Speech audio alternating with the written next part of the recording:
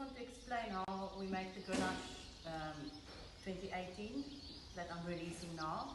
This is the 2020 grapes, but I can explain to you how the fermentation works. I use these small 1.5 ton fermenting tanks. I use roughly about 1/3 whole bunches that we put at the bottom of the tank, and then the rest of the grapes are crushed on top. I do a long cold soak of about 4 to 7 days, depending on the vineyard, at about 8 degrees Celsius. After that, a natural ferment will start as soon as the grapes heat up a bit. Once the ferment starts, we do 2 punch downs a day by hand or with the puncher. So I can show you how we gently punch the grapes in order to extract only the pure and gentle flavors of the grenache. Once the fermentation is about halfway or 2/3 through, we basically just wet the cap of the grenache. So we don't want to extract any harsh or hard flavors, only the pure, gentle flavors of the grenache. With the puncher, if you want to mix the grapes a bit more, if the heat builds up too much, you can punch the grapes completely down to the bottom. That distributes the heat and the grapes much better. We're going to press the tank in a few minutes, so from here we'll move over to the press. What's he doing outside? After 3.5 weeks on the skins, the grapes are now ready to be pressed.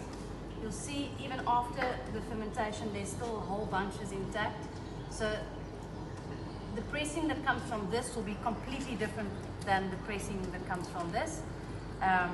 Basically purer, more gentle flavors from the grapes that we press like this. So this is the last press, and this will be more the free run juice that comes from here.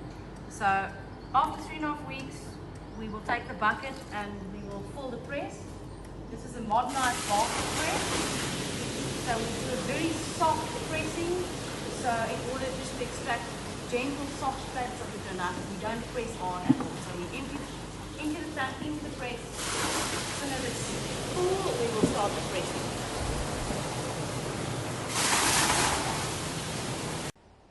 So here I am today releasing my 2018 grenache wine, Momento wines.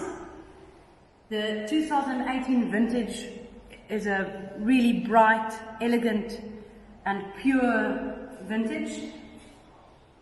Leading up to the vintage, we had another dry winter, so the soil was dry, and even during ripening phase it was also quite a dry vintage. So we had very healthy grapes, no disease, and because of all that drought we had small berries, small bunches, and therefore I would say more intense extraction of fruit and flavour.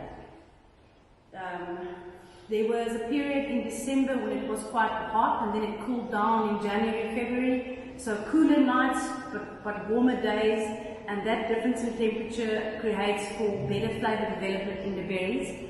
So I was very happy with the harvest of 2018, and I also tried to work with that during the making of the wine, trying to express the delicate side of grenache even more, and I pulled back on the punch downs even more in 2018. So less working with the grapes to give you a better expression of the vintage, I guess, and also a better expression of grenache, and especially the delicate and elegant side of grenache. These wines were still matured for the same amount of time, 15 months in older French oak barrels. I'm introducing in the newer vintages also some bigger format barrels. We've got 400s, and I've got one big foudre that will also be introduced with the later releases of the Grenache Noir.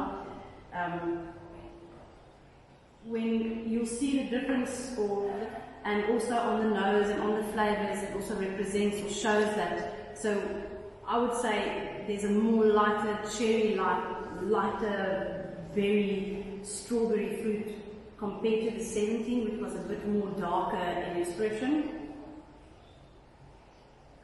On the palate, it's got a beautiful lightness and elegance as well, and I think this wine will mature very nicely over the next, I would say, 5 to 8 years, and I'm looking forward to sharing it with you.